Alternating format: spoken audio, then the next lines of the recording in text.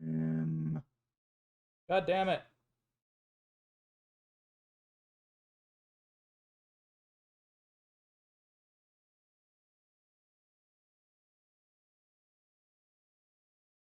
Enter in my code to get back in.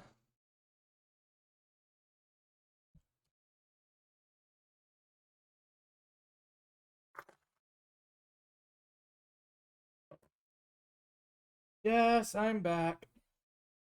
God fucking damn it. Discord. This is like again, and I can't even blame XSplit this time. I don't know what the fuck is going on.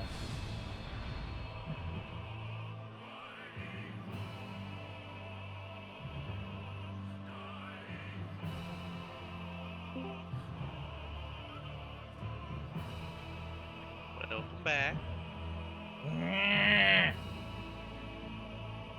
I know. Spread. I want to murder things. And yes, you're a good boy too, Titus. I just want to stream fun things. It just wants to fuck with me. I'm the good boy. What? You are too.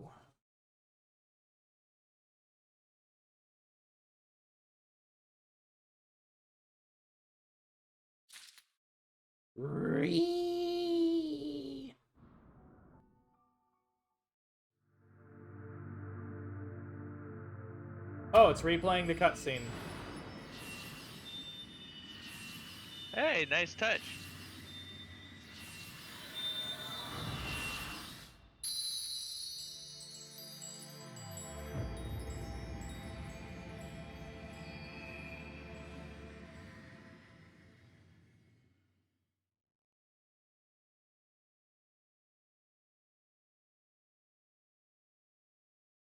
Apparently.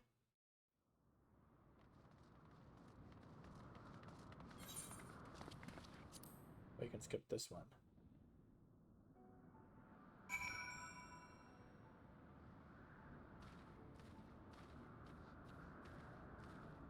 It skipped all of it. Ah, well.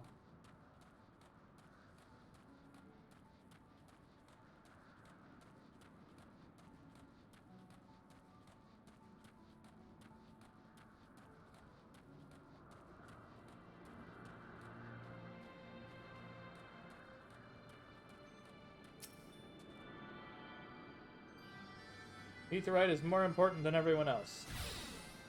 There we go.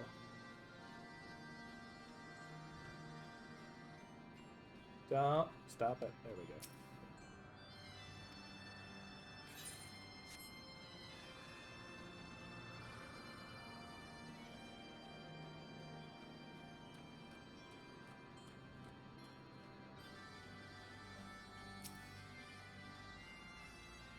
We have reached it at last, the peak of Som Al. It's said to be the highest mountain in all of Eorzea, you know? Thought it cold in Kurthus, but the air here carries the chill of a dozen winters.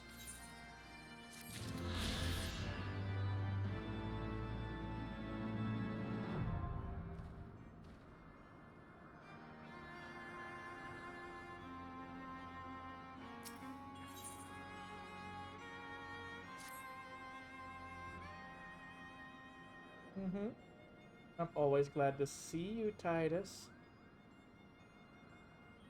I'm gonna have to steal you sometime.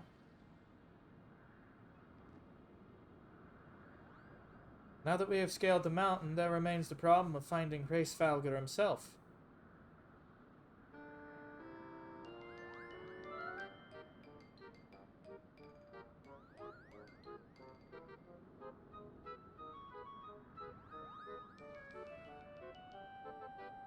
What manner of creature is that?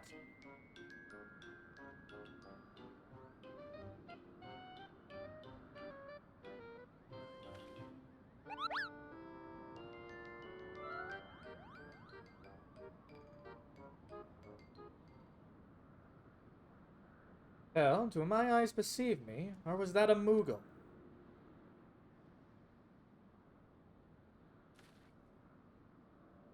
It was my understanding that they only dwelled within the Twelveswood. I certainly never expect to see one in the churning mists. See you again soon, Titus. If the Moogle does live here, however, he may know where Hraesvalgr makes his lair. Quickly now, before we lose the creature completely.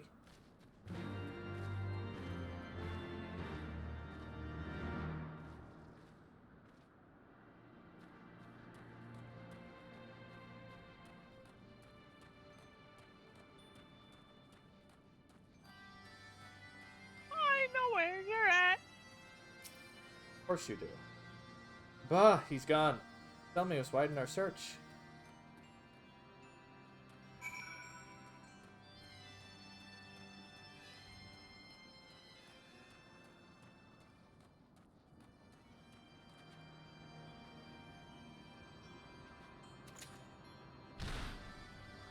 What's that sparkling thing on there anyway, I wonder?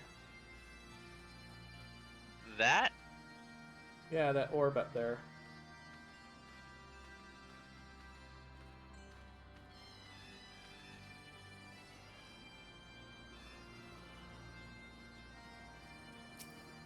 Give me a sec.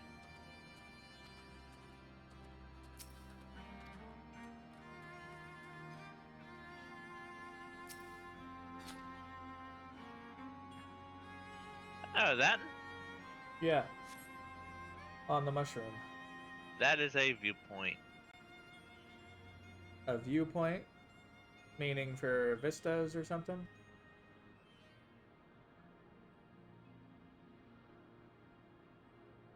Or to just see some sort of weird cinematic for the seeing.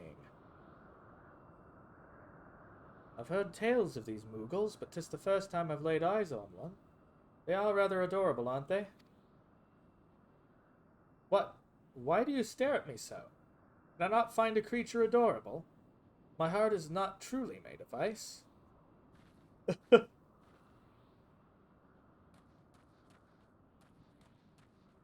It's a, it's one of those,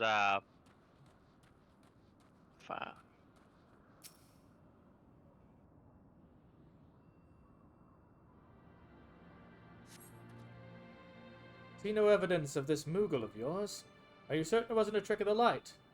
Perhaps it was simply one of those strange plants shifting in the breeze.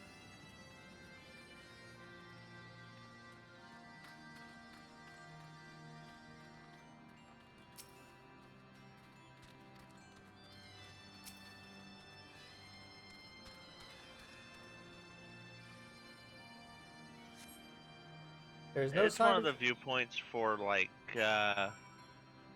scenery. Yeah, for the sightseeing guide, right? Uh-huh. I'm sure I glimpsed the Moogle fleeing in this direction. Could he be concealing himself with magic? Good God.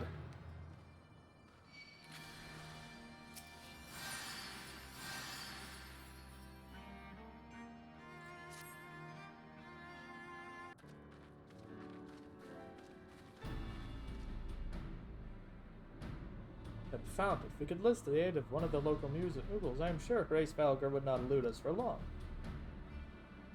The eye enables me to sense the presence of dragons. I can only identify Nidhogg's with any certainty.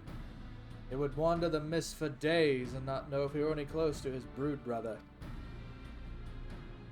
And those are days we cannot well afford to squander. Shall we divide our forces then? Lady Ysayle, might I ask you a question? You to question any dragons whom you judge it safe to approach. I shall try, yet I fear the influence of Nidhogg's rage will render most of the Dravanians in the area deaf to reason. What of you, Master Alphanor? I have not yet given up on the Moogles. Delcam, come with me to Gridania. I mean to petition the aid of the Moogles' kin in the Twelveswood. After that business with Mogglmog, I dare say they will be glad to help us. Assuming you have no need of me, I shall remain here. Nidhogg senses both the loss of his consort and the coming of the Eye. His attention is firmly fixed in this direction. I mean to do what I can to hold his gaze, in the hope that I might delay any action against Ishgard. Thank you, Estinian. Come then. Rendezvous at Novika's altar? Ah, but I neglected to tell you. There's an aetherite of ancient construction here, which will make the return journey less arduous. Pray, do not forget to use it.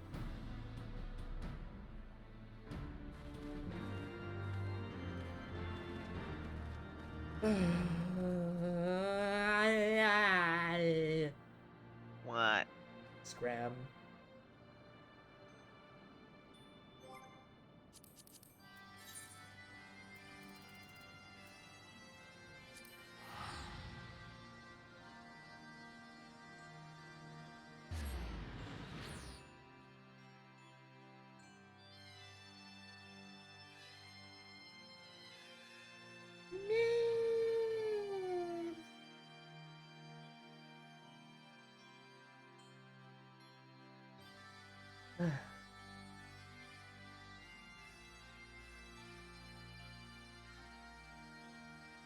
I do want to get a little bit further, I think, though.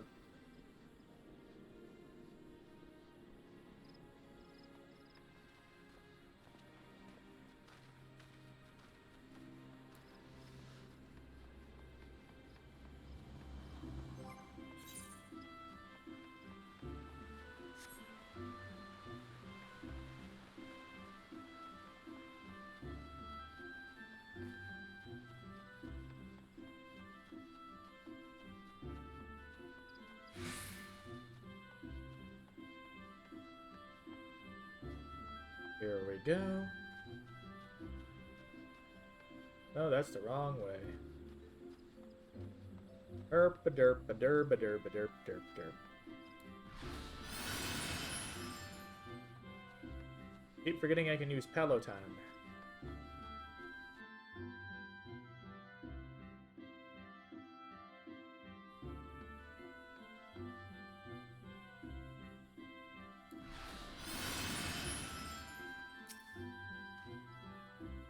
I sent word to the elder seats here upon arriving at Redania. I am pleased to report that she has agreed to grant us an audience. If anyone can help us contact the 12-wood Mughals, it is she. We are expected at the Lotus Stand. I trust you're familiar with the conjurer stationed at its entrance.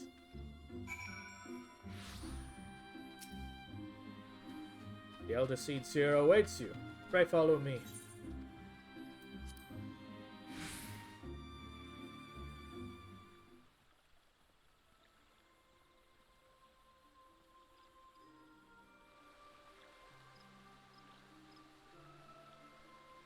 I bid you welcome, friends. The Admiral spoke of having met with you. But 'tis no less a relief to see the safe and hail with mine own eyes. We humbly thank you for agreeing to receive us on short notice, my lady, for as all of you done for us in our absence,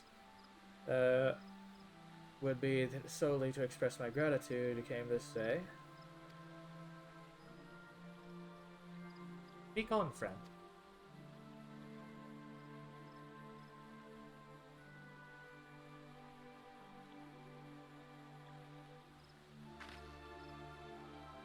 I see. So you seek a means to contact these Mughals of the churning mists. Kupopo, I say, Kupo.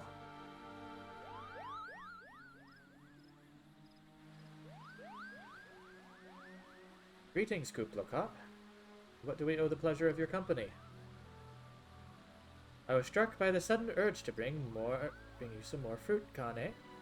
I am jolly glad I did. Tell me more about these Mughals in the sky. I'm glad to tell you all I know, though it amounts to precious little.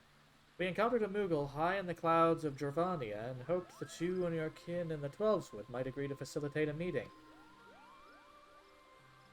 Pray correct me if I'm mistaken, Kuplo, but there are legends that to speak with the Mughals who dwell beyond the clouds. Indeed there are. Long, long ago, back when the world was still young, they say my ancestors served the gods up in the heavens. Of course, this is before their masters took to bickering like spoiled children. Ah, yes, the tale of good King Mogulmog the XII. He is revered for holding fast a rope of miraculous length that his subjects might climb down from the sky to escape to the world below. Ignoring the more fanciful aspects of the tale, it may well be that Kuplo's ancestors hailed from the churning mist. Given how long his kin have resided in the Twelvewood, it's perfectly possible the details of their history have faded into myth. Indeed, Master Alphonse. Such stories often contain a measure of truth. It's like that the Mughals of the Churning Mists tell similar tales of the world below. I can imagine why the one you encountered fled at your approach. Oh, fleeing's second nature to us. We often hide when the top larger races come tramping through the forest. Of course, where there's one Mughal, there's bound to be more.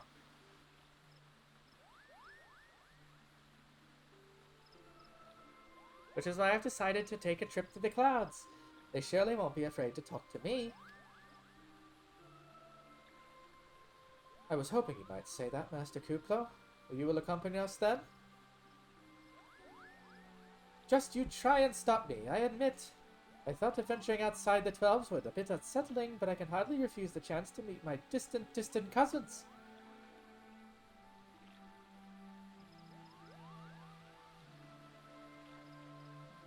If you will have me, I too will accompany you on this venture and lend my voice to your cause as a master of Agradania.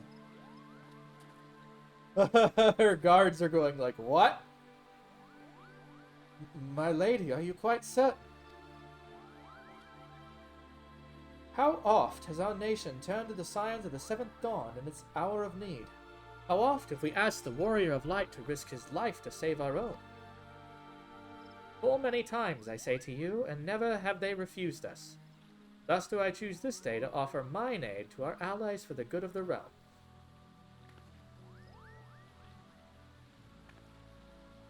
Is this not just?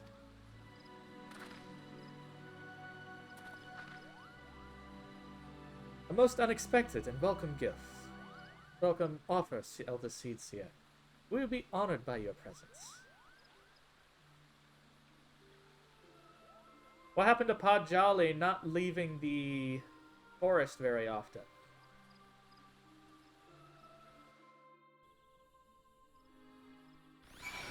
I thought they don't fucking leave. They're not supposed to, but That's not gonna stop Kane Asana, isn't it? No. No, it's not. But it's kind of funny how they just glossed over that detail from the White Mage quest line. Oh, they're aware of it. Kane-sana does not give a damn. Yeah, I kind of imagine so. She's left it for the war too, and to visit the other nations. Pray return to the summit and inform our companions of these developments. I will serve as the eldest Seedseer's guide on the journey back to Som-Al. And being a path I have already trodden, I do not anticipate any great difficulties. Besides, we shall have the Seedseer's personal guard to escort us. That's not gonna help you guys much. Don't forget, she's a fucking crazy-ass white mage of her own right.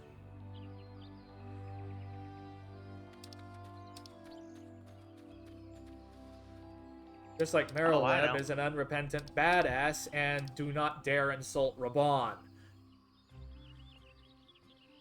Because he'll chop you in half.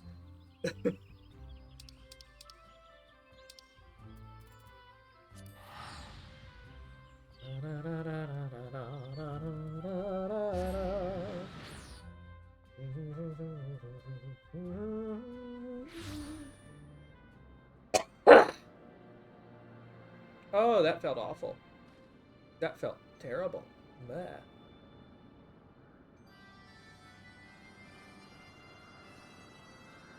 This blah, blah, blah.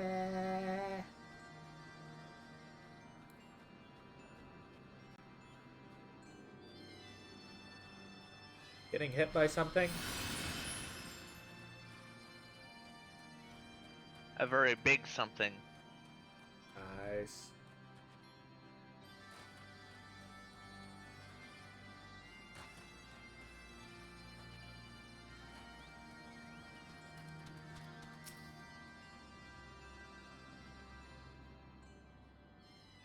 Met warrior of light, Nidhogg has not stirred, but he watches us unblinking.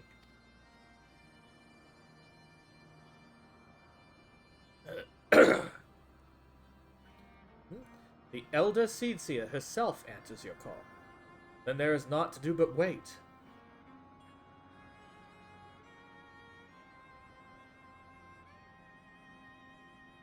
There they are. They are here, Thel.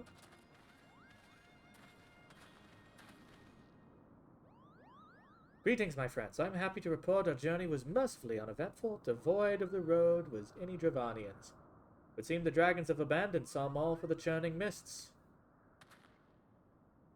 Elder Seedseer, may I present to you Ser Estinian, Ishgard's Azure Dragoon. It's an honor to meet you, Ser Estinian. I've heard many tales of your order's extraordinary skill and courage.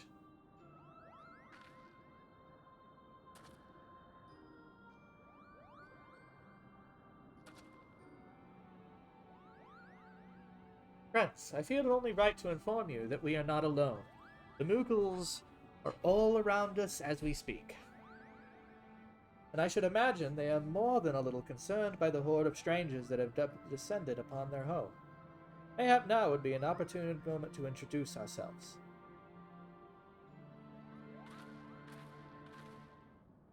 Hello, kitty. What? What do you mean, what? Oh, right. Kani-sama can actually see them through their magics. Yes, she can. A lot of the white mages can basically see Moogles regardless. This should serve.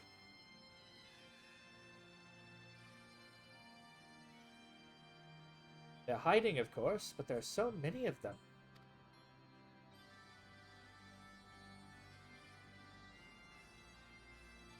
I am Kane Senna. My companions have braved the long road from the Twelveswood to share words with you. On this occasion of our first meetings, we bring an offering of light and wind.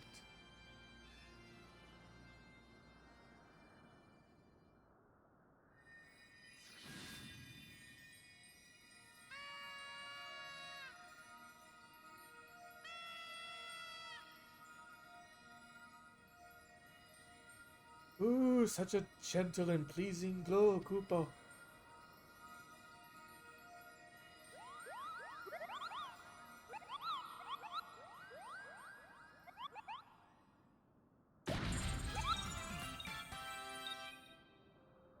I am Moglin, chieftain of this Moogle clan.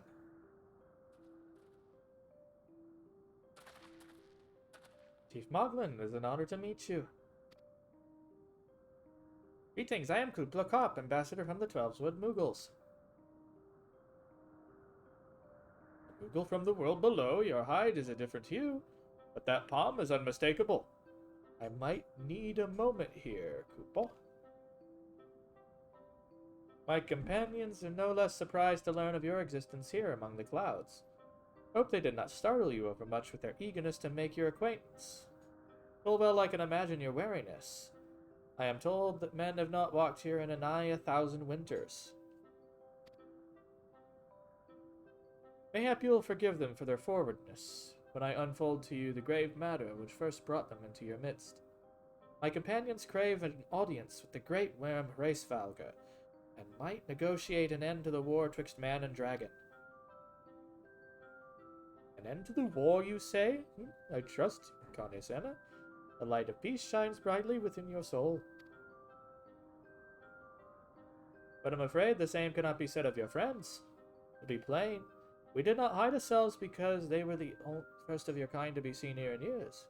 Well, not only because of that, we hid because we smelled dragon blood. These skies are home to many, many dragons. While some crave peace, such as Hraesvalga, many others crave the opposite, such as Nidhogg. Suffice to say, we are worried that the presence of your blood-spattered warrior friends will attract the attention of the nastier kind, and invite destruction into our happy home.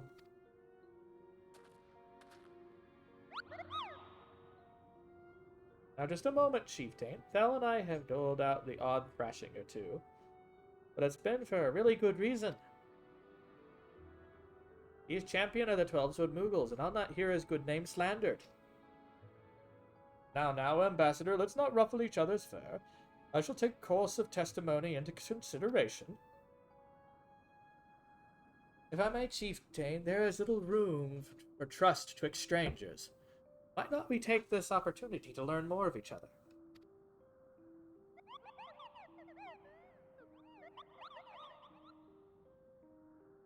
Excellent suggestion.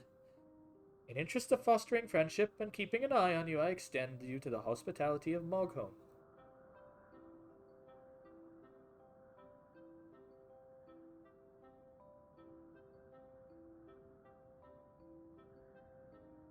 Huh. Okay. I nearly got nommed. Got nommed? Oh. Did they find you tasty? The fight kind of failed, and one of his buddies decided to hit me for 5k off the bat. Ouchie. Prove yourselves worthy of our assistance, and it will be yours. I shall be watching, Koopa.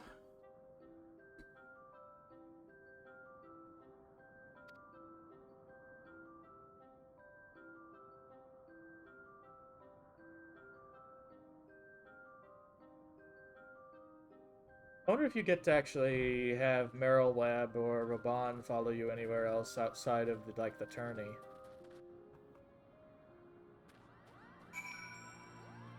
Here and there, yes. Meryl Webb's amazing.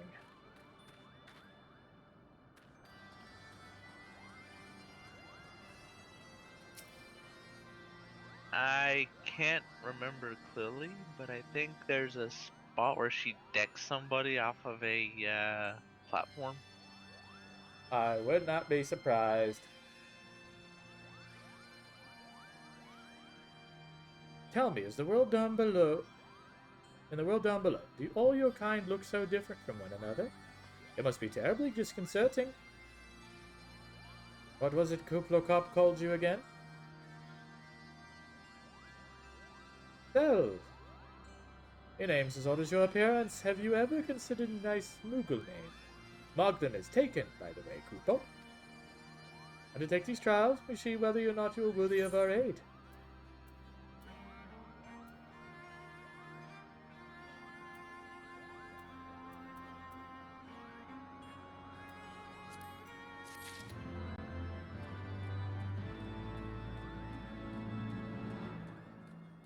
Boing.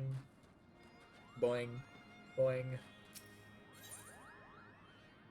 Mogmug's trial.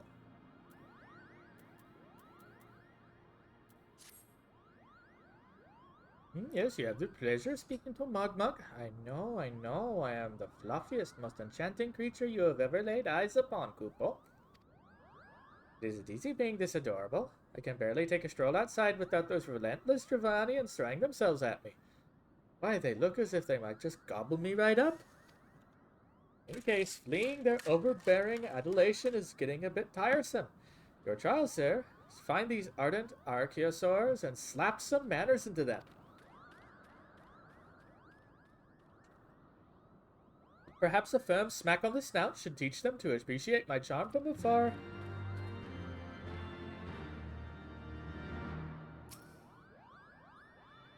Right. So exceedingly fluffy. I love how this sail is just taken by them. Just as their cousins in the 12-Sword, the Mogholm Moogles excel in the manipulation of Aether. There are few who could detect them if they had chose not to be detected.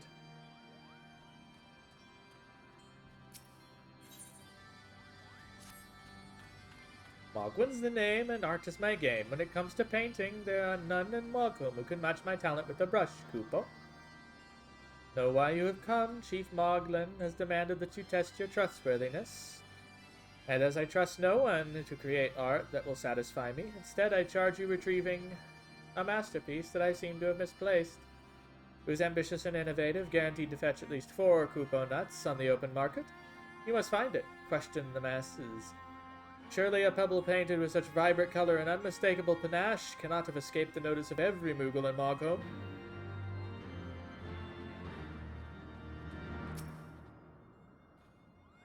The Fury take these ridiculous flying rodents.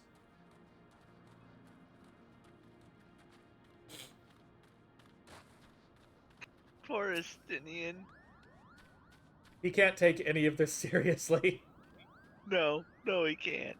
And Ysael is just like, I want to turn one into a freaking plushie. I think Estinian would more be keen on turning one into a hat.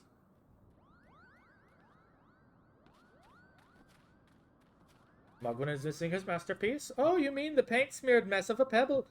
I've not seen it recently. A fact for which my eyes are profoundly grateful. I love that.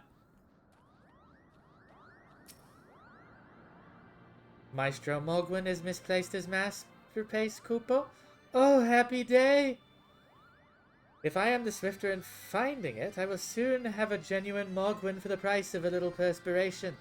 Honestly, who has 4 Kupo nuts just lying around to spend on such luxuries?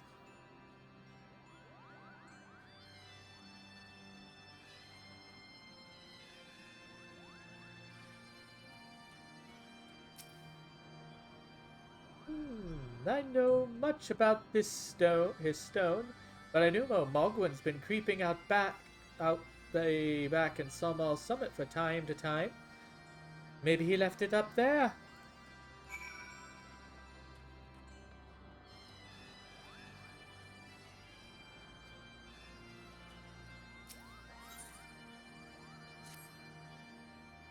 Hello, yes, I am Moghen, the foremost alchemist in Mogholm, if you must know. If your tummy's gloopy or your wings droopy, I have a potion to fix that. Or I would if I didn't keep running out of ingredients. Luckily, you're here to do my trial. Yes, go forth, mighty adventurer, and mightily pluck 3 sprigs of cloud spread for me. You'll find it near the entrance of Isle Tom. It's not the safest of places, so don't get yourself too distracted by the pretty flowers. I don't know why, but I just decided to make him a pretentious fuck.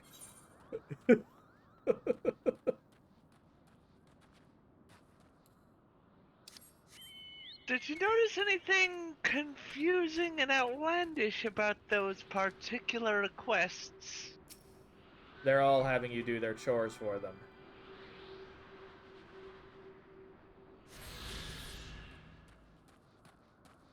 Yep. Am I wrong? No, you're right. You're dead right. Lazy Moogles.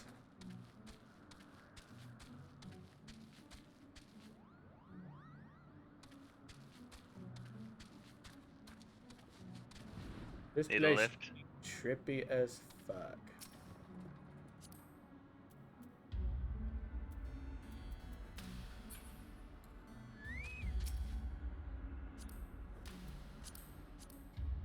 Sure. You know where to go? Or no? Open your mini-map. It's right there. It's kind of funny that you're using the stream for that.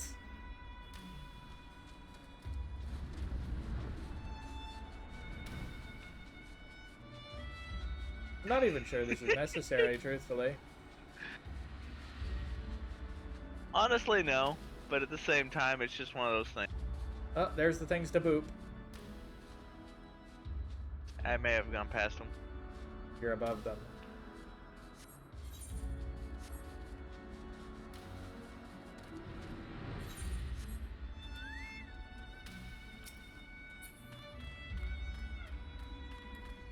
Oh, I don't want to do that.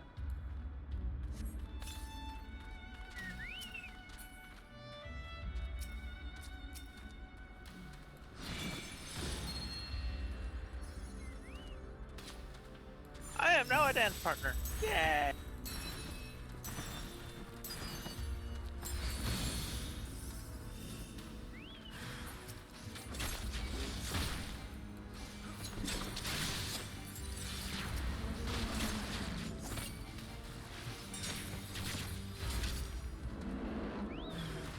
Roar!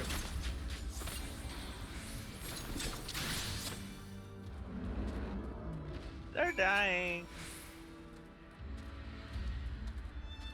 You're dead, mister.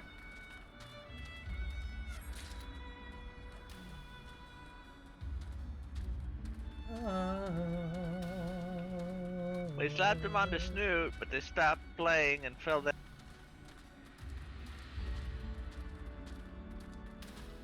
The Sanctinis are frickin' weird looking.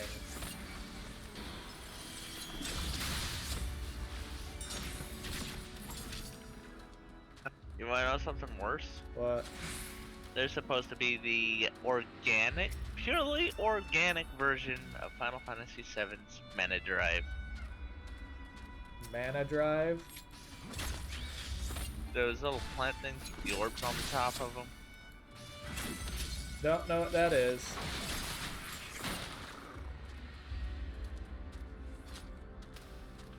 So you said you were thinking From about... 7?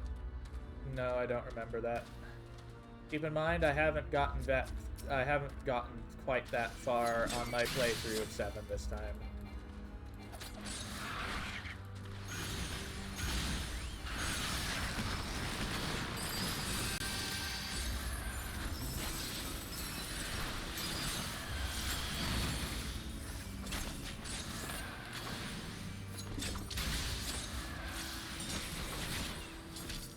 I think I like ranged physical DPS.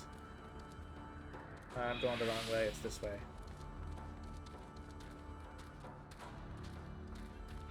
Then Machinist, Dancer. And Bard. Bard, I'm not quite sure. Bard and Red Mage would be good.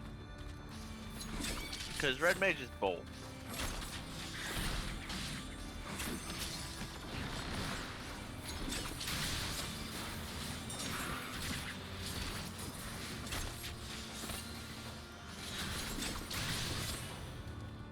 There we go! It's dead!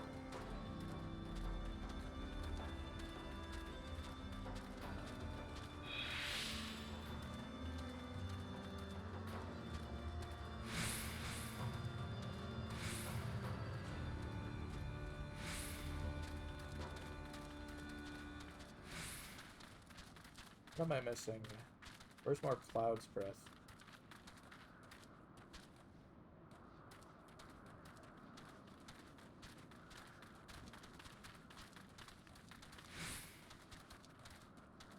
Might be up and around the hill.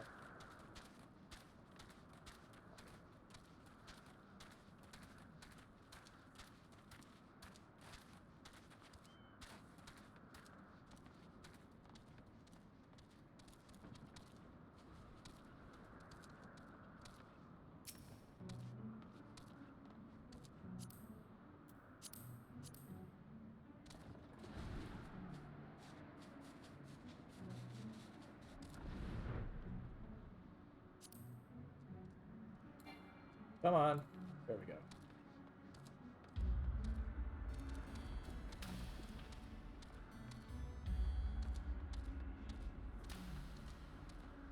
Oh, it's right down there. Apparently it's at the bases of those trees. I'll get the one up here first.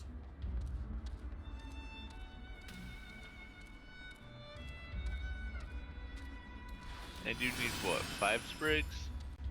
No, just one more. And you probably just went down by it. It's over the cliff from you. No, I'm actually just sitting here.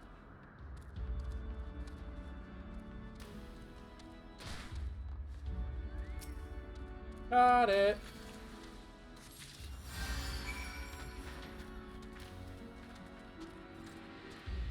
Now I can come here and harvest things too, which is good. Yep. So next we need to find the shiny pebble.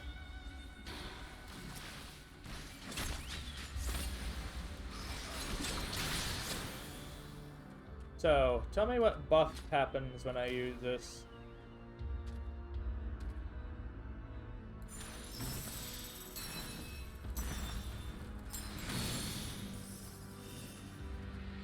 Damage dealt is increased for 1 minute.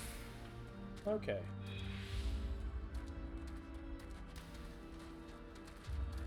Sharing the effects of certain actions is executed by your dancing companion. So in other words, most of your steps will trigger just for me. So like you have defensive steps, attack steps, and healing steps that will help increase a healer's attributes. So basically, you choose, unlike, say, Bard or Machinist, who choose the specific kind of buff they're doing, you do it based off who you target. With this one, to basically pick a partner and stick to them. Yeah. Like, if we were to go with my Dark Knight all the way through this, you would want to help focus on me as your dance partner to help increase my defensive state to where I take less damage as we're leveling. Yeah. Because I'm not synced in any of these dungeons on my Dark Knight.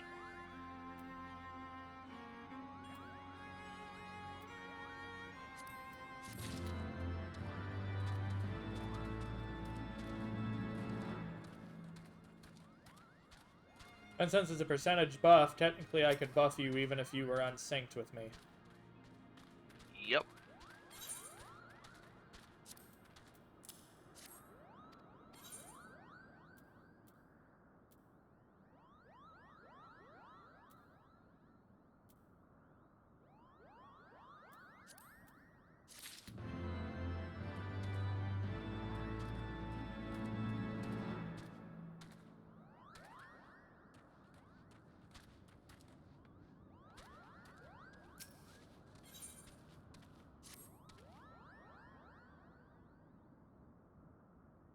Okay, you go near them.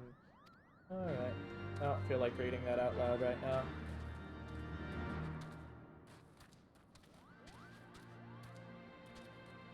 Okay, you can probably see where we need to go.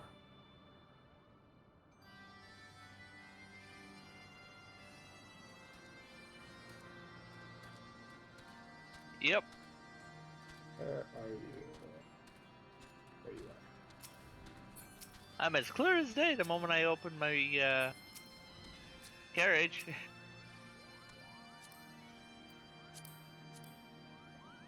There we go.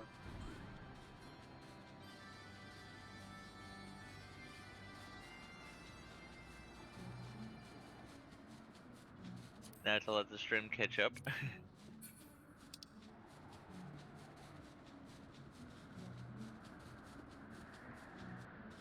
Right about here, there's this frickin' rock.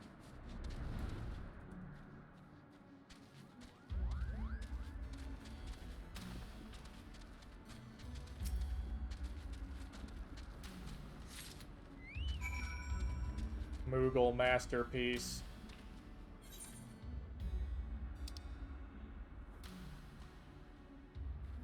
And then there's this one over here which gets the gets me the thing. My brain's not catching up. The Aether Current. The Bathing Bully. Are you just changing hats for your burb? That thing looks like a fucking motorcycle with that outfit. What the hell?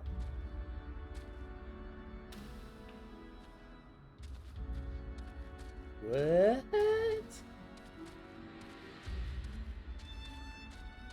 Anyway. We flying or am I walking?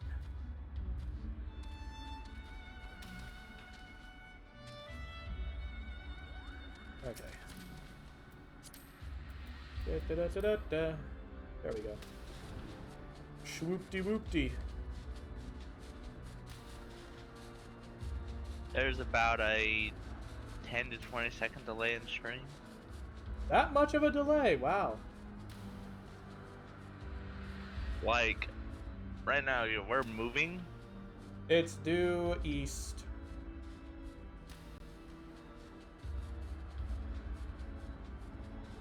And I just started moving on stream. And there's the pool. It's down there on the pool.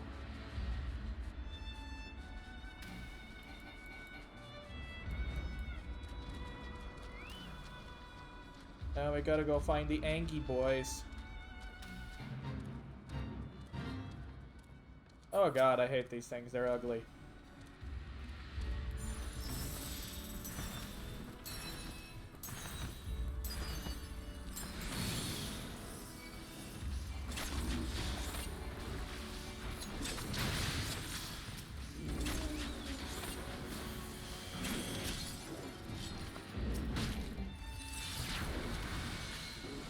Alright, I'll level sync.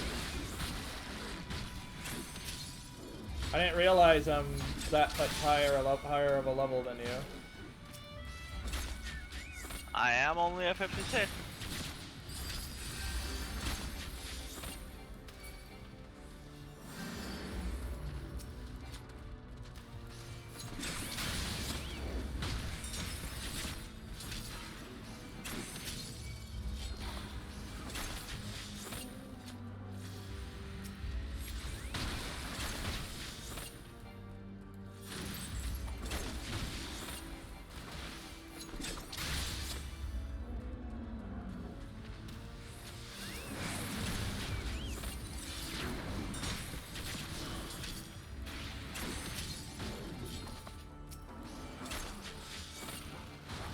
Hello, Sai!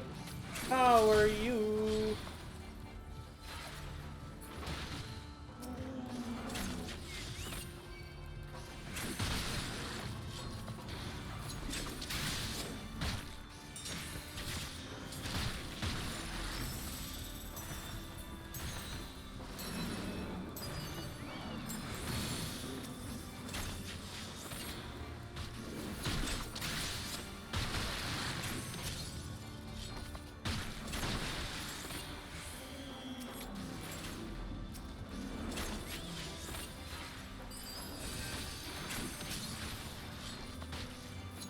You know, I get the feeling, actually, that Dancer is probably an excellent nanny class for things.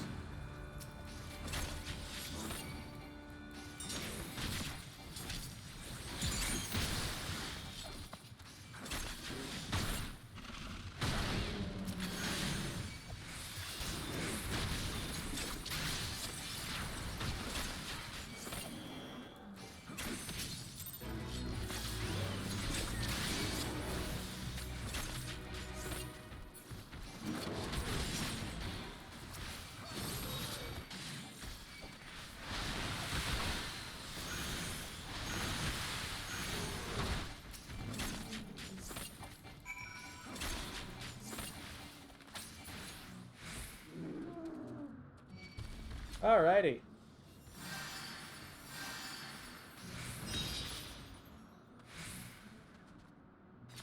Okay, that part's done.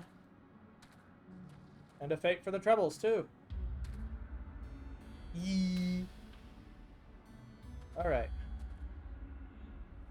Now to where... Oh, wait. I see something. I'm going to get that.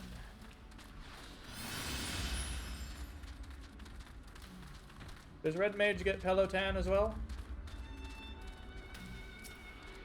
Nope. As long as I'm within a radial meter, I have access to it.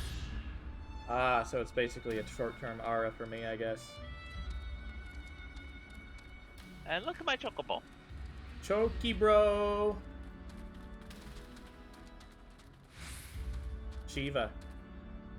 Yep. I didn't even get that good of a look at it, but I knew from the profile.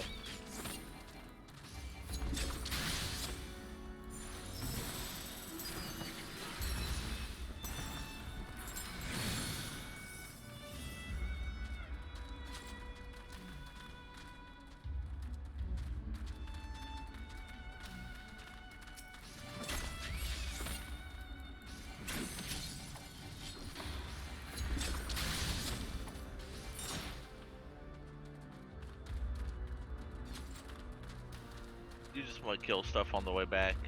Eh, why not? Sometimes there's monster drops, but I doubt these have anything.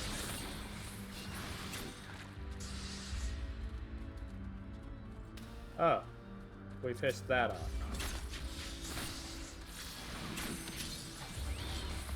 Like, why did it get mad? We didn't even hit it until it came after us.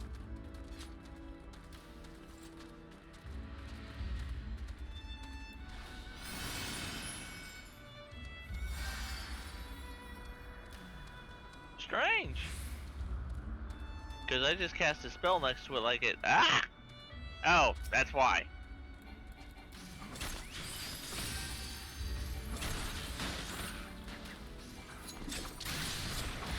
Oh, it removed Dance Partner from you.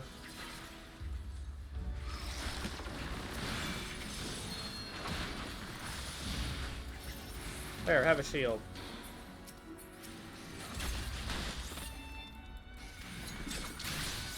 So you pissed it off by using magic. No. By existing, then. Because this thing got pissed off at me because I was walking past it. It pissed off the sprite. And made it go, okay, you want that thing dead? Fine. Like chain aggro. Yep.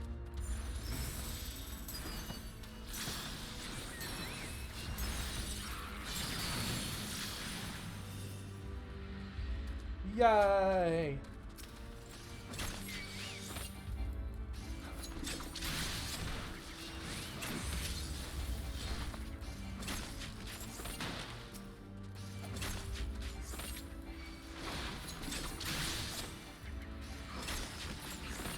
Red Mage has to do a lot of standing around. A bit. Unless you focus on your melee side. Which might be beneficial for specific encounters. Exactly. Most encounters allow you to stand around, but their biggest DPS is going to come from your spells. Unless you fully charged up everything. Yeah, that's pretty much what you're supposed to be doing. You're supposed to be really mixing it up. You build up your thing, build up the thing with your magic, and then you go ahead and unleash it. And it's probably best to do that when you're not, when you can't be still anyway. Yeah.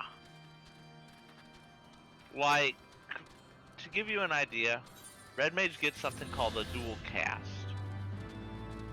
Yeah, For it gets me, to do a double cast, essentially. Yeah, like, for me, when it's an AoE, I have my Arrow 2, Thunder 2, which are AoEs, and then I can immediately slam Scatter, which is an AoE that takes 6 seconds for free, and make it instant.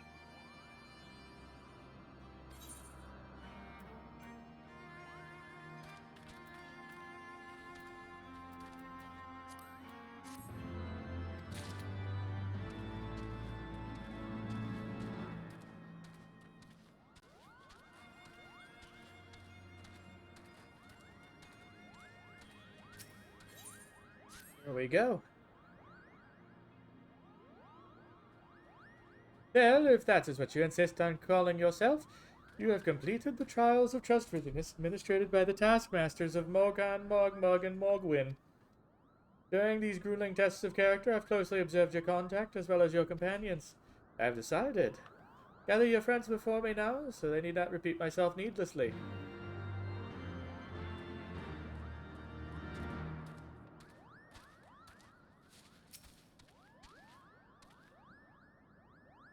Are these trials over, then? My tasks have been little more than household chores. The hosts select not to grant their aid after work with a pack, working as like a pack of chocobos. I shall demand compensation and kupo nuts out of principle. But I hope I will not come to that. Let us hear the chieftain's verdict, shall we?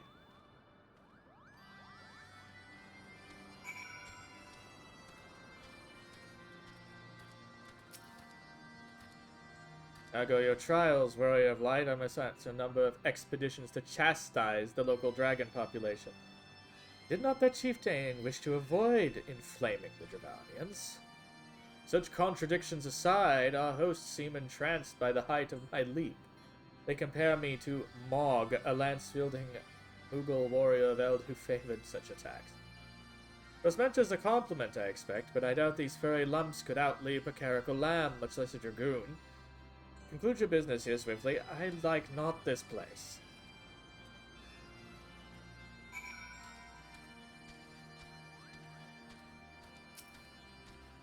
Clearly, he doesn't like this place at all. No, not at all. Standing here in Mogholm, my thoughts turn inevitably to the legend of good King Mogulmog XII and his seat in the heavens. Like most, I thought it no more than a myth, the story for younglings that grew up with the telling. But every passing moment I become more certain that we have discovered the origin of the tale. Full eager-eyed to hear what the chieftain has to say.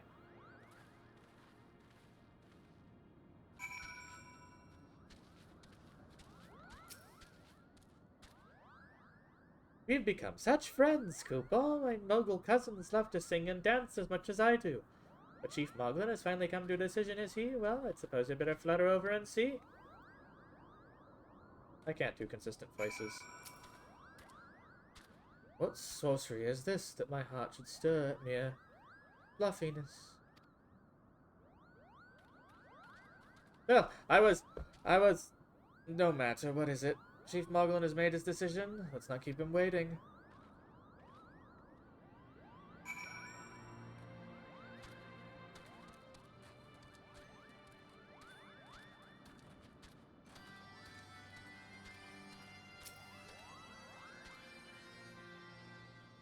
Mogs.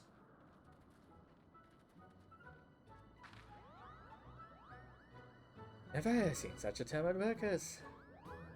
All those niggling errands.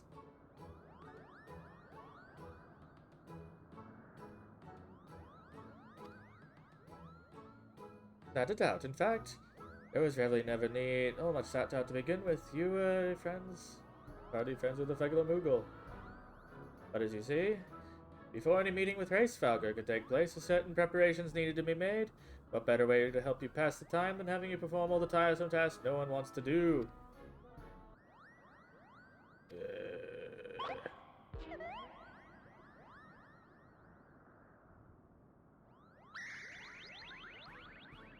Bring out the horn quickly now.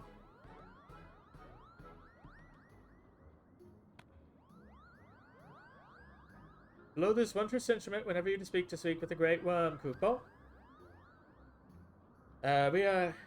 We haven't perhaps been treating it with the care it deserves of late. I think Moghan must have sat on it. We need some time cleaning and polishing and straightening. No lasting harm's done, though. Now you simply need to head to Zenith, the worm's dwelling to the west, and give the horn a good toot.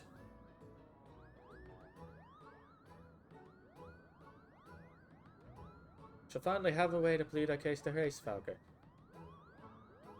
Very possibly, yes, but I wouldn't get my hopes too high up. The old worm isn't terribly fond of,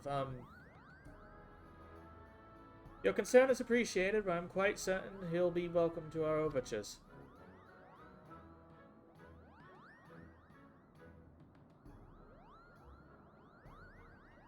Should we ever arrive at his lair?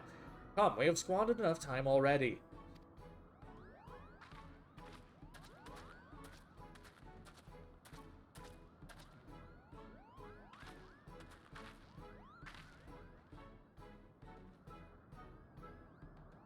Chief Moglin, we thank you for your hospitality, but we must soon take our leave. I pray we may continue to nurture the shoots of this new-sprung friendship twixt earth and sky. Of course. Visit whenever you wish. Consider Mogham a home amongst the clouds.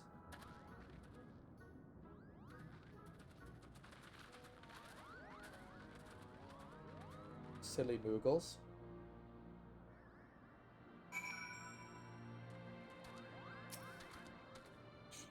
Thank you for the help, Kupo. I never would have ever found time to do all those rotten chores. It wasn't my idea. If the chieftain had spent a little less time sitting about and doing more time chieftaining, things wouldn't have gotten so messy in the first place. He was the one who sat on the horn, by the way. Now all the errands are done and the horn is fixed. So all's well that ends well, eh?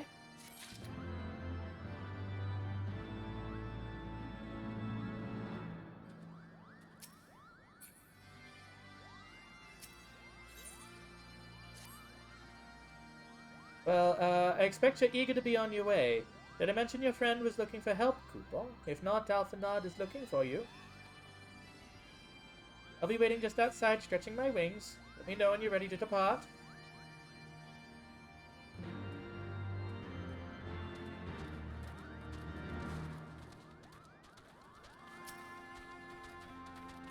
To the best of my knowledge, we have all we need for a trip to Zenith, and I believe the elder seeds here and her retinue will be making the journey back to Gridania.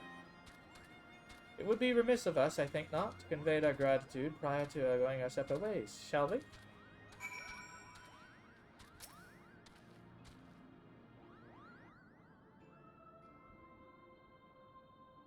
Alpha, no? Thel, I do humbly thank you for what has been a most enlightening experience. Were it not for your pioneering spirit, the existence of these Mughals might have never been revealed to us. Yes, we should be thankful, Elder Seedseer. Were it not for your timely diplomacy, we would never have had them reveal themselves at all. It was your presence, Kublai that ultimately won us their trust. It must have been great courage to leave the sanctuary of the Trollswood. We're exceedingly glad you did. It was my pleasure. I made many new friends and many fantastic tales to tell my kinsmoogles back home. As to our home is returned now, may you ever walk in the light of the crystal, my friends.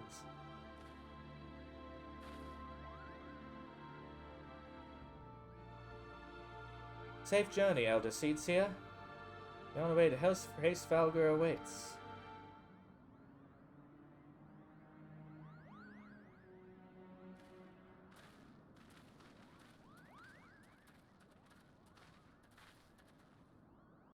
Warrior of Light, pray attend closely to your companion, Sarastinian. Beneath that stoical facade, a storm of anguish seethes unseen.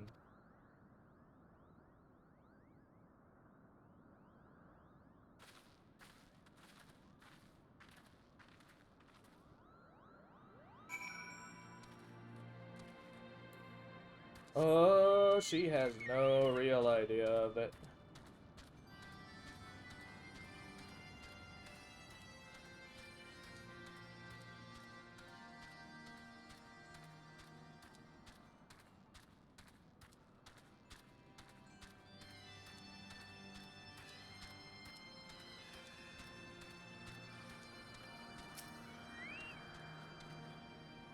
Have you said your goodbyes and dabbed away your tears? Are we indeed ready to go?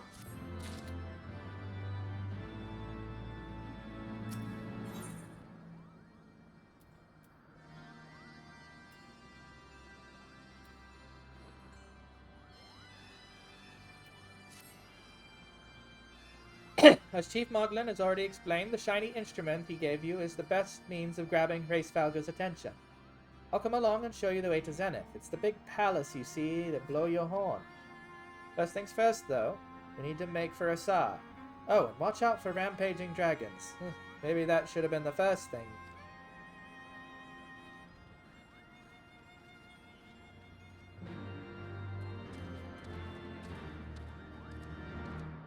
Alrighty. Time to fly over to there, I guess, or walk, I don't know. Let's see. Take it back, fly or walk. Boing.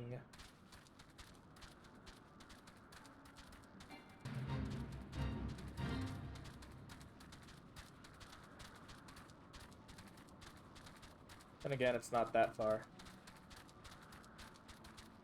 Nah, not really.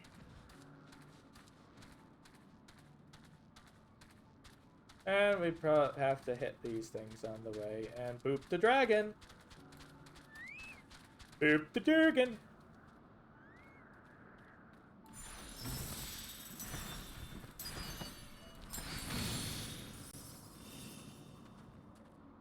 And there we go.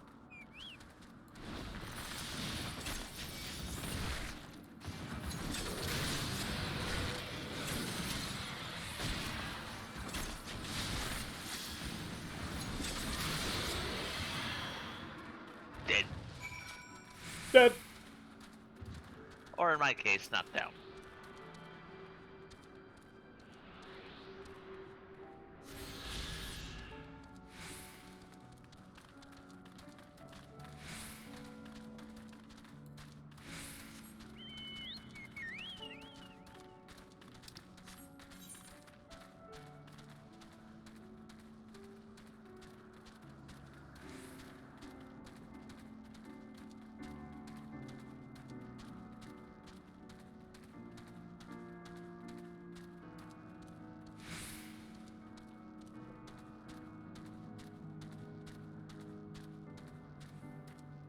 Landlord meaning ground Durgans.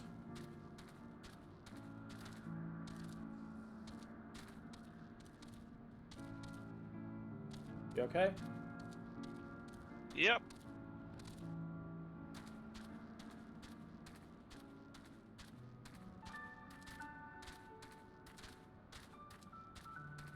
Time to smack a bitch.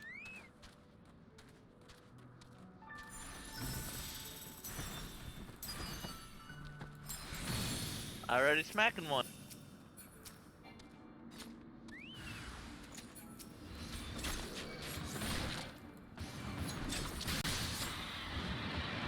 What the fuck? Oh.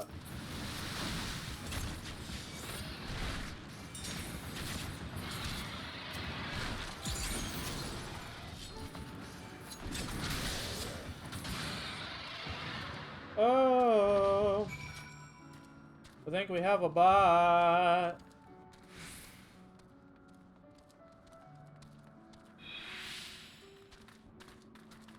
Naughty bots.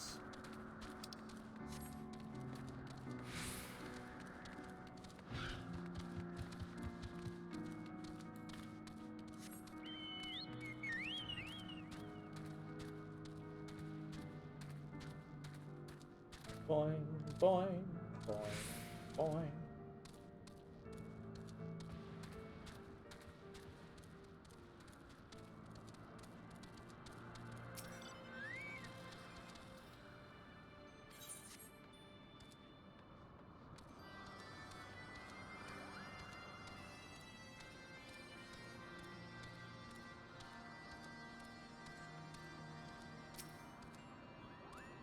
Things are a bit bitey for a while there, but I think we've arrived in one piece.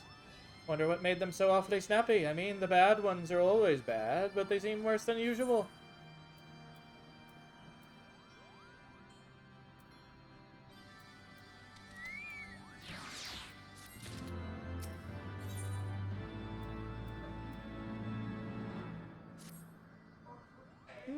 We may have a small problem.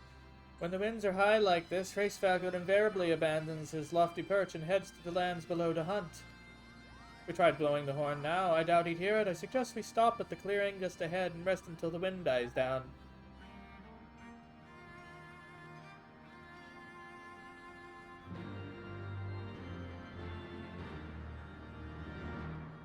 Begs the question what the big guy would even be hunting.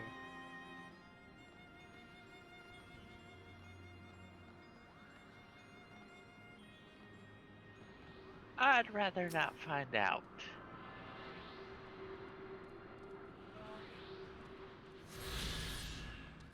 Giant Verm.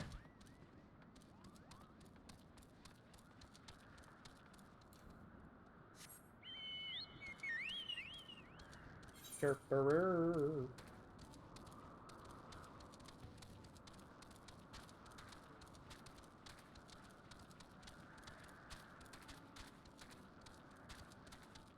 Scram, scram. Deet, deet, deet, deet, deet, deet.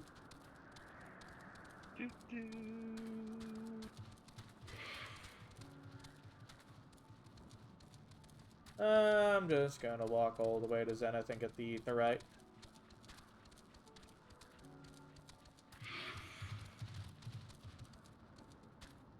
Oh, they got angry at you. Yes they did. I wonder if they'll stop being angry at me immediately. Yep. Probably because of your level, I imagine. I'm a level 56.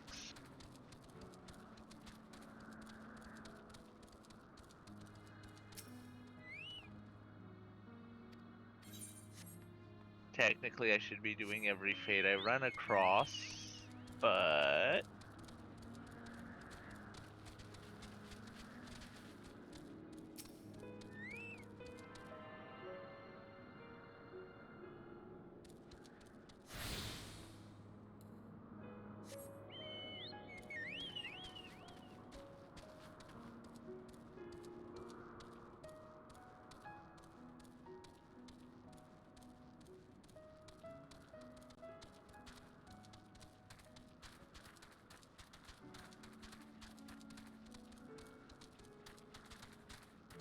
keep forgetting that there's also going to be beyond this both Azus Law as well as the Dravanian hinterlands.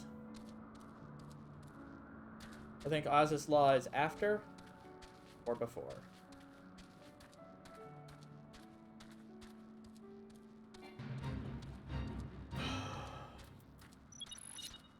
I think kind of a mix between both ways.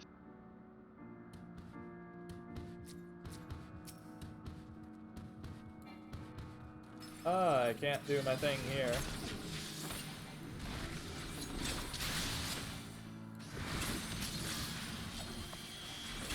Closed position really should be something you have, quote-unquote, acquired at a lower level.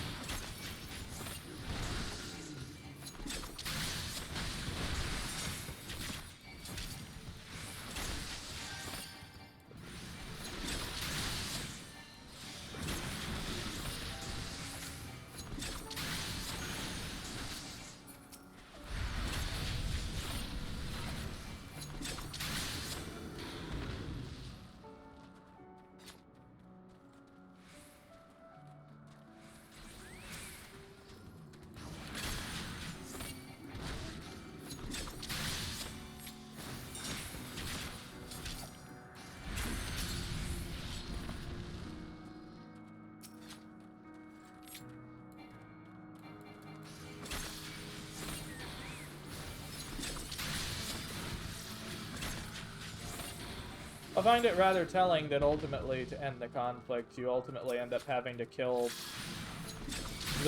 those on both sides that want the conflict to continue.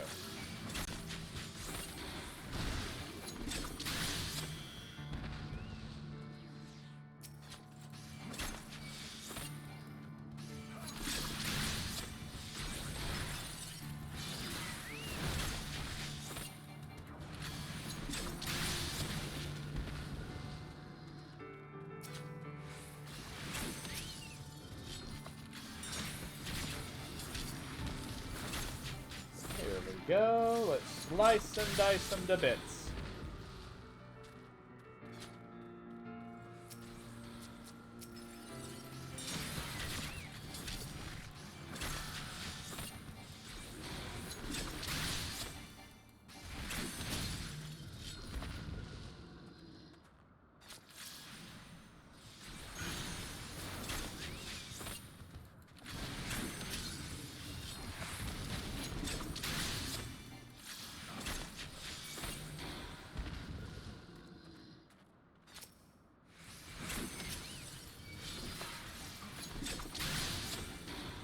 Die, die, die!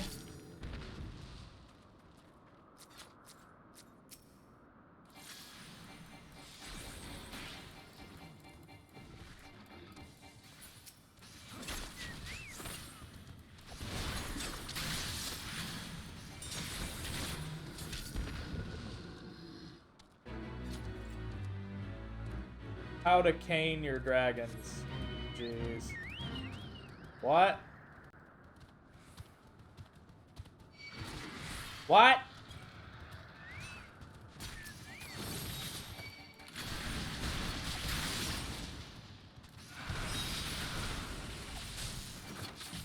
Roll with it.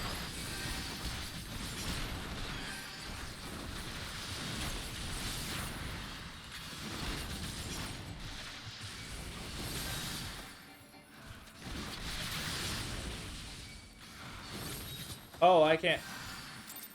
I had to sync. God damn it. Sorry.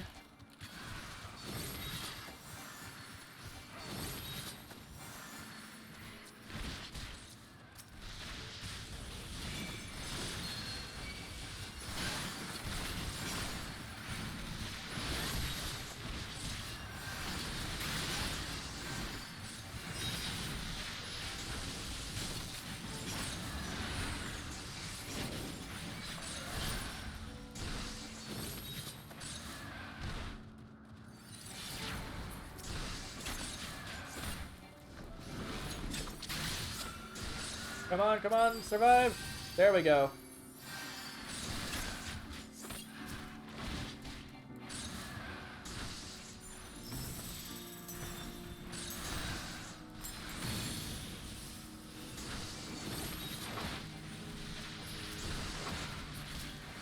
Sorry. Nope.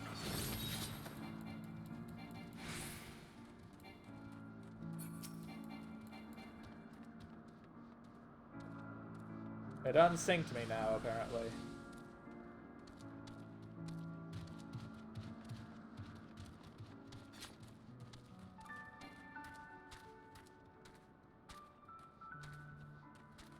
Don't know where you made your home.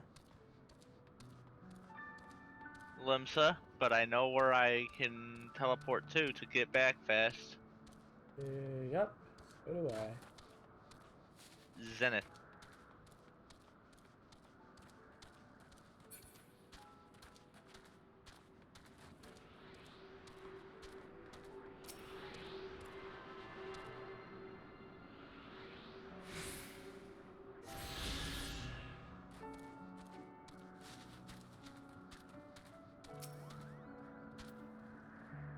This should do nicely. The winds will have likely died down by tomorrow, but until then, we might as well make ourselves comfortable. If we must interrupt our journey so close to its end, I suppose it's as good a place as any. And mayhap a brief respite from the hardships of the road will clear our minds of readiness for the upcoming parley. Very well. I believe a campfire is in order. Leave the gathering of fuel to me. I acquired a keen nose for firewood during my time in the frozen wastes of Kurthus. Clear our minds. Mouse Alphino, whose minds need clearing. The thought of meeting a great worm in the flesh has befuddled the boy. Did you hear him stroll away as if the ruins were not crawling with deadly beasts? Follow him and see the wildlife does not make a meal of him. We will have camp ready by the time you return.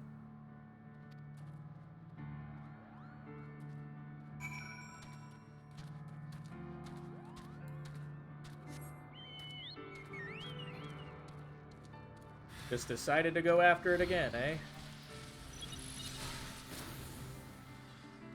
Yeah, but this time I brought out my chocobo companion.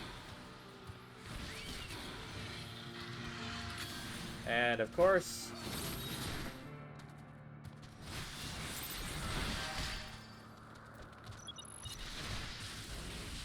I cannot dance partner. I hate it.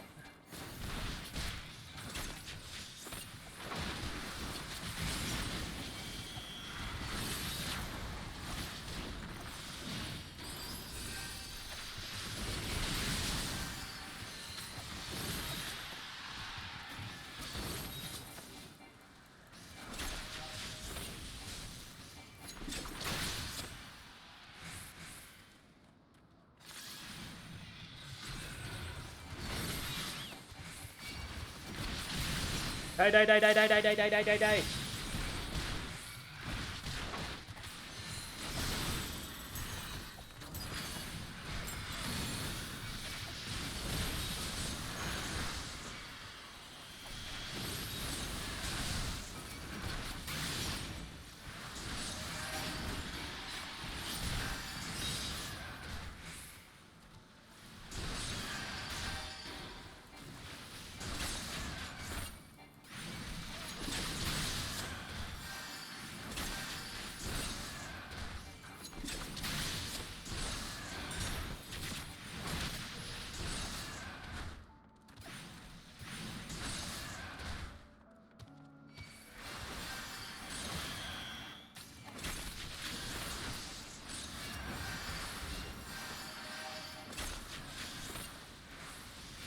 I hate these.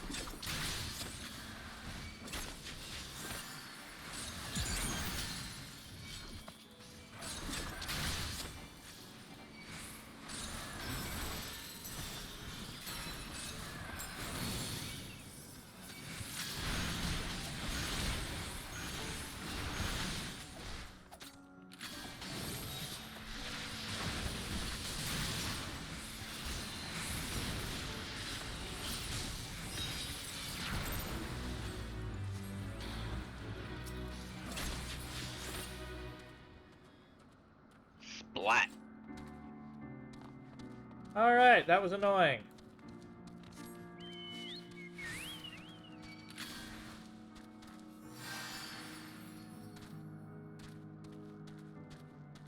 Just a little.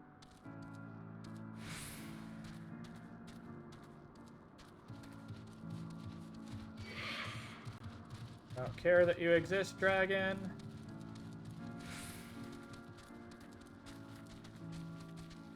Frickin' Angie boy.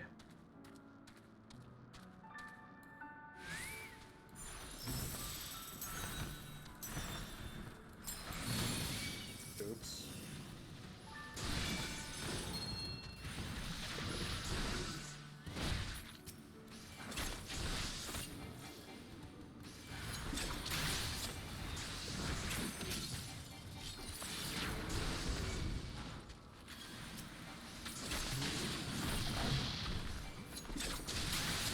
Die, die, die, die, die, die, die, die, die, die, die. Everything has died.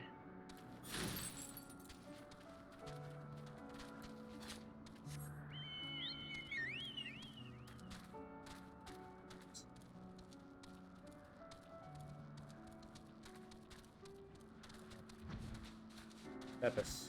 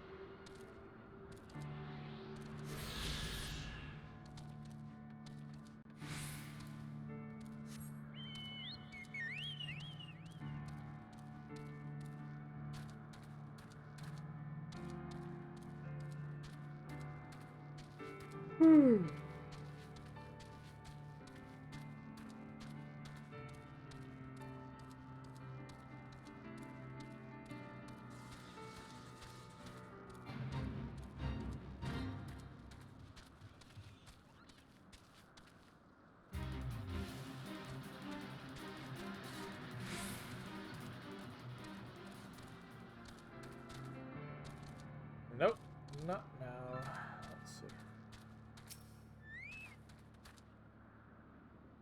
Let's see. I was right to worry about the boy's safety. Once Alphino returns to the wood, we can see about supper. The Ice Queen has filled the pot with what looks like stew ingredients ready for the fire.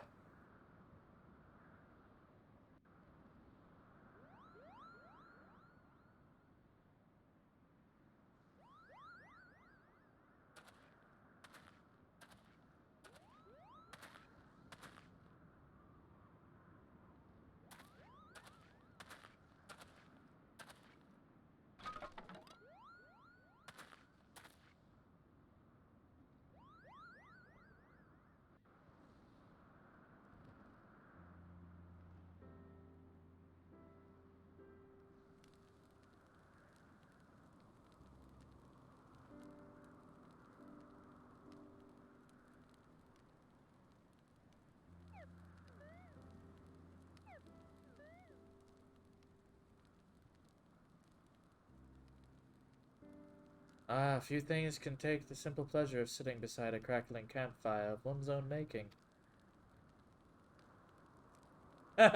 So speaks the great explorer. Until recently, you wouldn't have recognized firewood if it came kindling in a flint.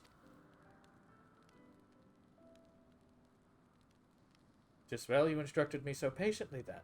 But yes, left to my own devices, I would have been compelled to signal to your sail with a pile of damp leaves.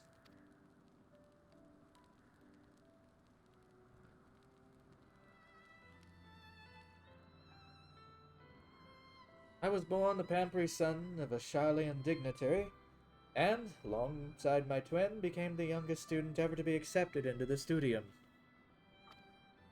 How proud I was to match wits with scholars and philosophers, how ignorant of mine own shortcomings. But hubris invited manipulation and betrayal and led to the downfall of the Scions.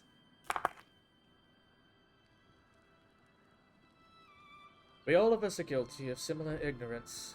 How many men lay down their lives, never knowing what it is they might fight for, never questioning that which they have been taught to believe.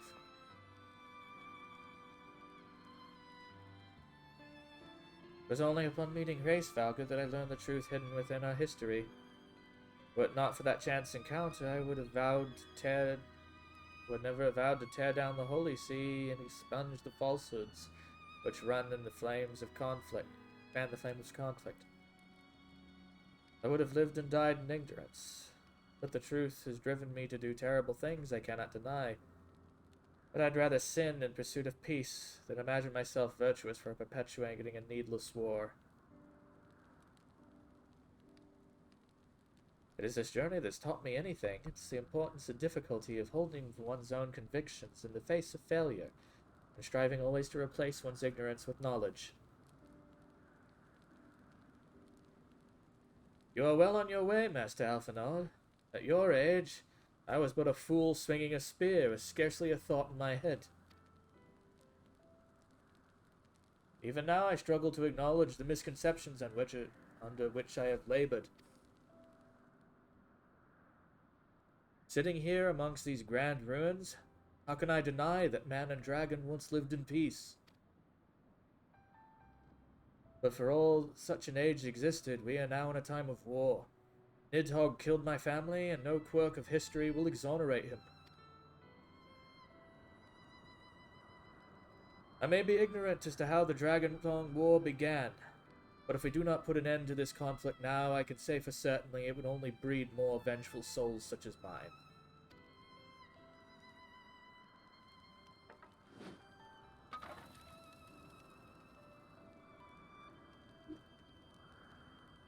In my hands resides the power to vanquish a great worm. If Ishgard's survival rests on me wielding that power, I will slay Nidhogg myself, orders or no. Estinian, you gave your word. My word is contingent upon the success of our parley. Show me the strength of your convictions, Lady Iceheart. Convince Heavensward to the righteousness of your cause.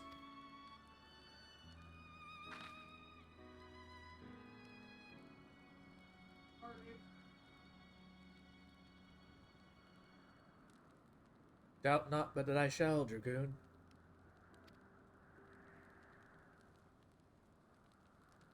Well, winds willing, we shall have our answers on the morrow. Let us sleep now and face our fate with the rising sun.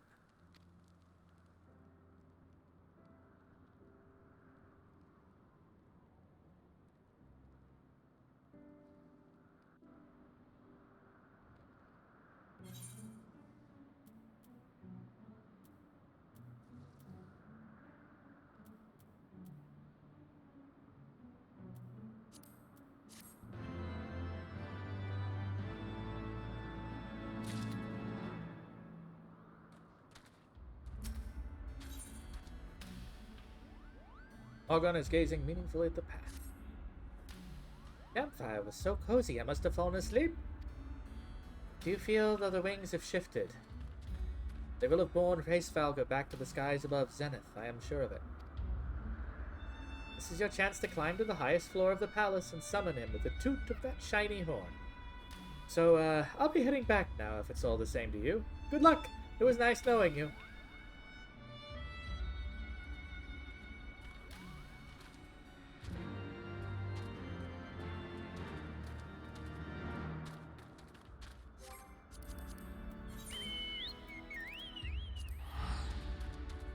Fluffy fluffy kitty, boop him on the snoot. Yes. He is my kitty. My fuzzy kitty. Such soft being.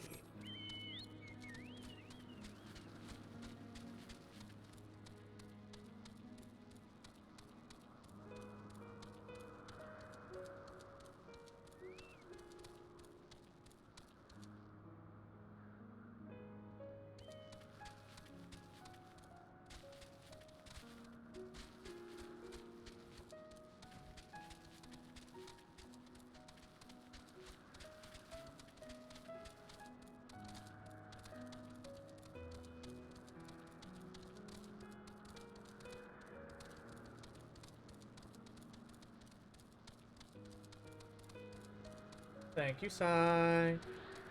Much appreciated.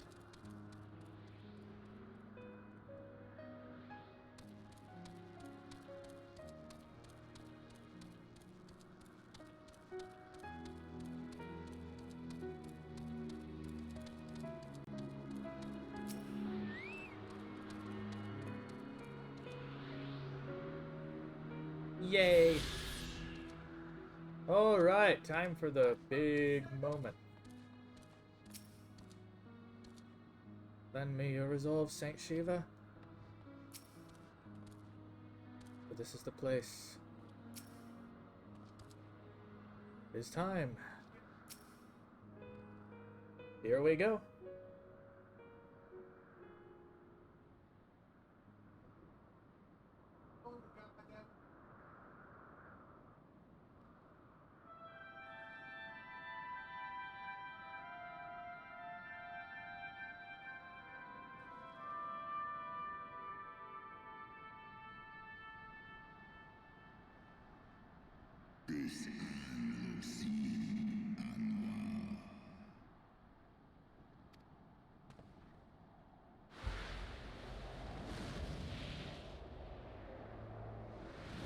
He is long boy.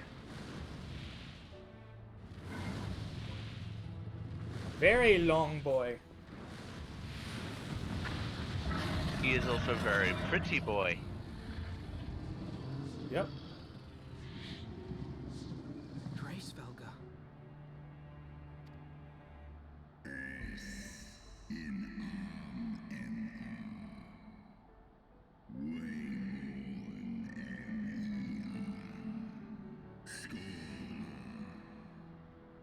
Thou speakest the name of a creature that but awaiteth the release of oblivion. Leave me. By the 12. Mine ears hear the tongue of dragons, yet the meaning rings clear within my mind. How can that be?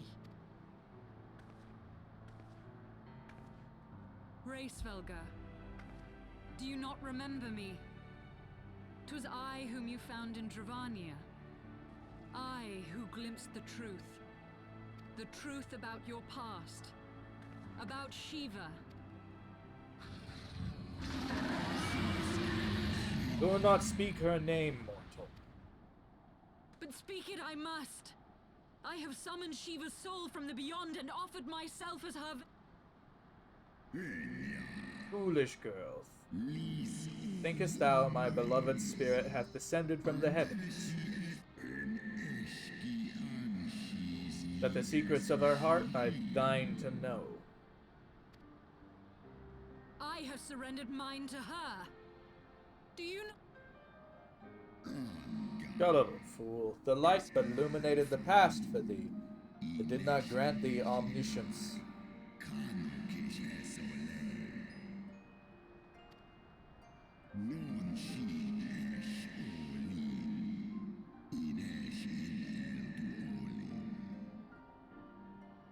The spirit thou hast summoned belongeth not to Shiva, but 'tis a shade conjured by thine own fancy.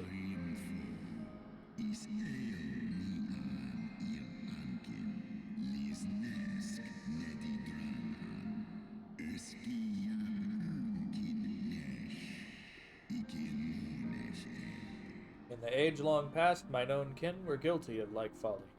Beguiled by the Dark One's lies, they attempted to resurrect a king amongst worms. Yet the divinity they called forth merely borrowed the semblance of my fallen brood brother.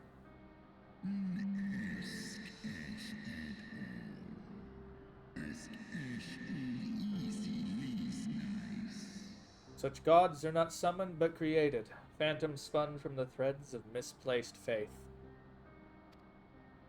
Then the spirit that answered me.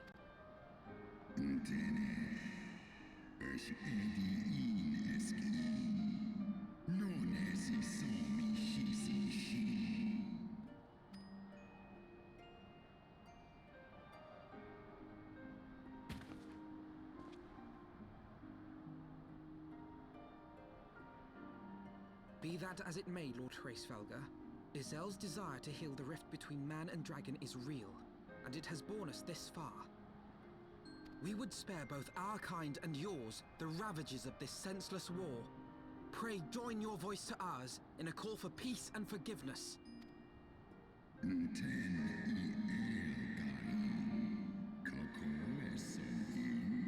The tale of thy kind is one of avarice, treachery, and death, and thou wouldst speak to me of peace?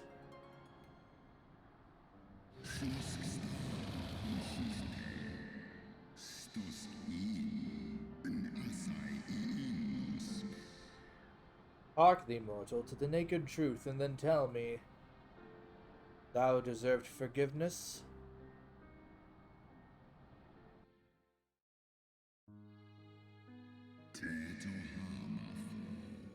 Es ein ison ul a, dran il ul esk afashi.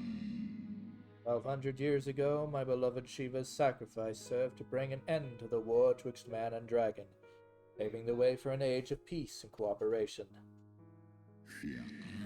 2 centuries of harmony were to follow, during which time the Elezen learned much about us, not the least of which is the eyes of the great worm are the wellspring of his strength. It was out of a selfish desire to possess the strength that King Thordan then conspired to undo all our peoples had achieved together.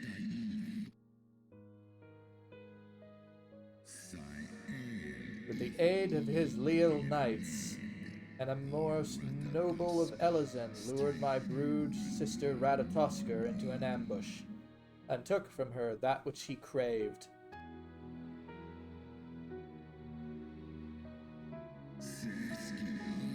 Fain would I strike the image from my mind till the scene doth linger of my brood sister's tattered corpse, defiled by her Elezen allies, who had torn out her eyes and feasted upon them in the manner of wild beasts.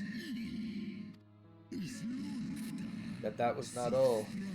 From their bloody banquet the fiends had gained strength beyond that of mortal men. Even now I cannot labor to comprehend the enormity of their betrayal.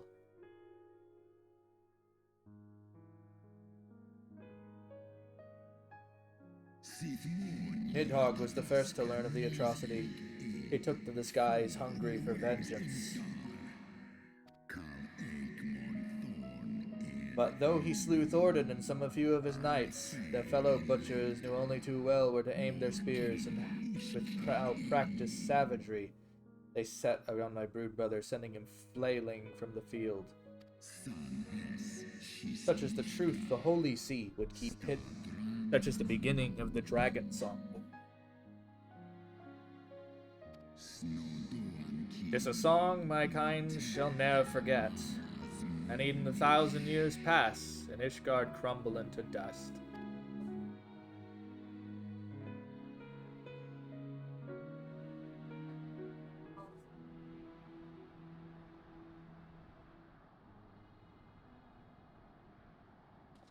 Your tale bears scant resemblance to the one I was taught. How convenient that it should absolve your kind of all responsibility. But tell me, dragon, why should I believe your version of events?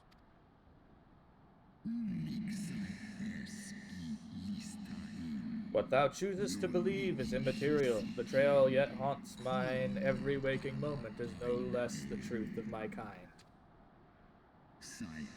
And Nidhogg meaneth for Thordan's people to suffer for this sin to the end of days. That which thou imaginest a war of extinction is but a punishment, a siege of the spirit. Hast thou not seen those who tire of the torment, those who abandon their own and side with dragonkind? Ishgard's so-called heretics.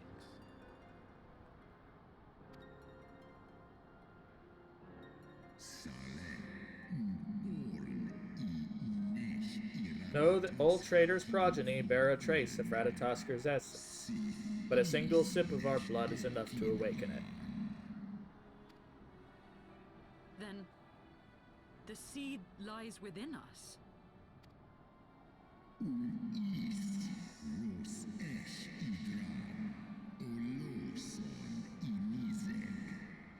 'Tis for this reason that those who abandon their loyalties are rewarded with a drink, and thus are transformed to join the ranks of Nidhogg's ever-growing army of newborn dragons. One by one, through death or defection, my broodbrother shall account for all the betrayer's children. Ye gods, I have borne witness to such a transformation. Looked on as... But if any Ishgardian, regardless of allegiance, has such potential within them, 12 forgive us. To think of all the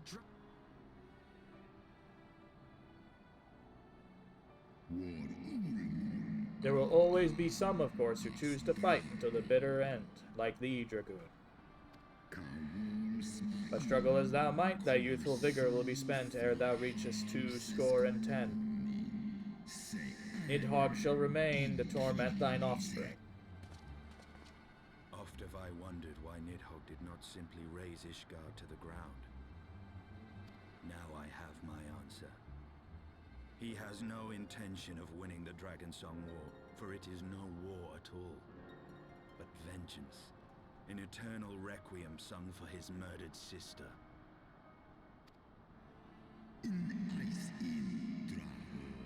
Thou hast the right of a dragon slayer. Comprehendest thou now the futility of thy quest? I have not come this far only to admit defeat. We can still return the eye to Nidhogg and beg forgiveness for our ancestors' crimes. Mayhap our words will sway him. Stubborn child, thou thinkest on mortal terms. Our perception of time is too broad for thee to grasp. 'Tis a simple matter for thee to offer thine apologies. Thou didst not perpetrate the crime. Despite thy visions, the deeds of history seem distant to thee.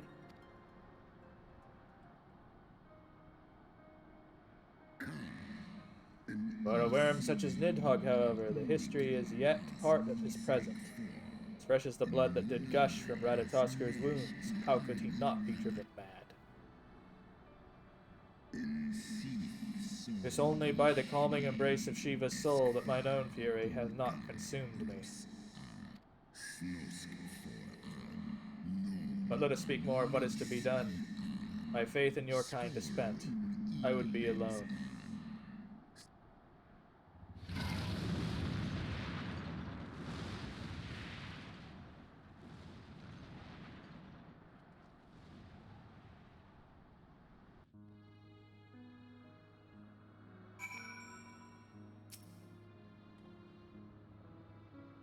Grace Valga was every bit as awe-inspiring as I imagined. His voice fairly dripped with power.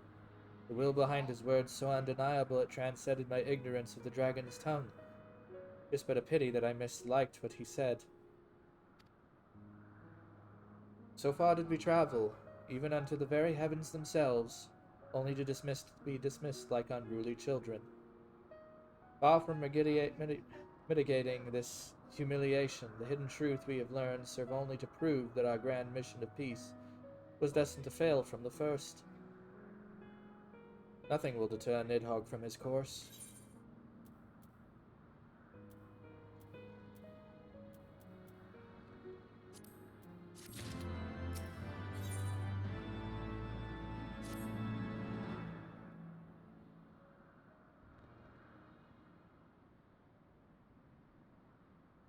And as you can see, they finally started giving Well, us what do you propose we HQ do quality now? equipment. I, Yep. for one, am intent on continuing to the east. What is there to be found in the east? Nidhogg's lair, the Eyrie, is said to lie in that direction. And the eye tells me he is near. You cannot still mean to slay him. You cannot still mean to stop me. I have been true to my... But your efforts at parley have come to naught, Lady Iceheart. I would see Ishgard saved, and for that, Nidhogg must die. With the tale of our ancestors' vile betrayal yet ringing in your ears, you speak of continuing this war? Nay, lady. I would but pierce its vengeful heart. When Nidhogg dies, this war shall die with him. A moment, Estinian. You yourself spoke of the Great Worm's strength, that you believed him powerful enough to raise your city to the ground. How then are we few to challenge him? Even behind the stout walls of Ishgard, with an army of knights manning the defenses, our victory would be hard won. Yet you propose to contend with the beast in his own lair. In close combat, this will afford us an advantage. And if the tales are true, the Warrior of Light has bested many an invincible foe. But such speculation is meaningless if we cannot even find the worm. Our first task must be to seek out Nidhogg's lair. The story of this nation grows bloodier by the moment. Must death always be answered with more of the same? Such is the way of things, I fear. I shall consider it a miracle if mine armor is not stained crimson ere this conflict is ended.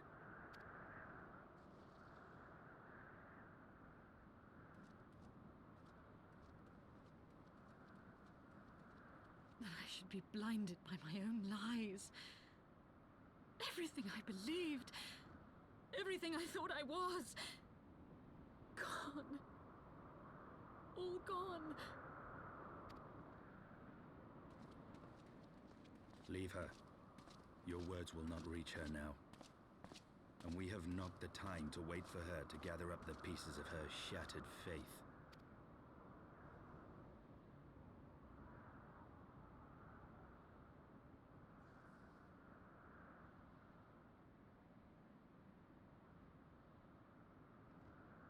Nope.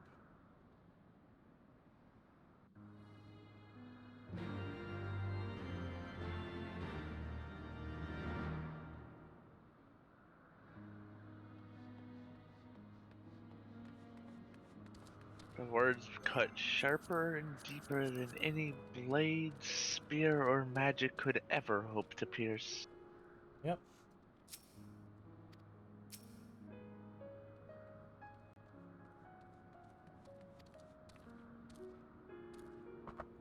Anyway, I think that's time to call it for the day, though. So, I'm gonna go ahead and we're gonna call it here. So, I'll be seeing you all later. See much of a point in doing a raid at this time.